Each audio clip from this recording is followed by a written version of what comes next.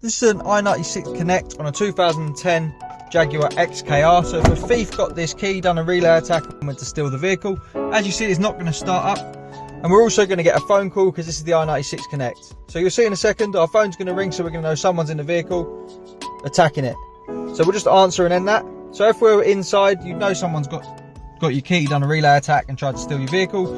Obviously, if it's you, you can just have your Bluetooth on, have your phone locked and in your pocket, hop in, drive away.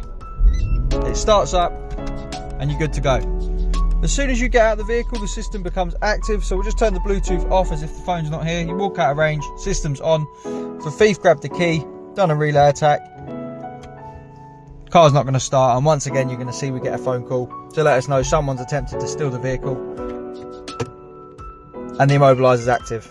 There you go, Jaguar XKR has given us a call.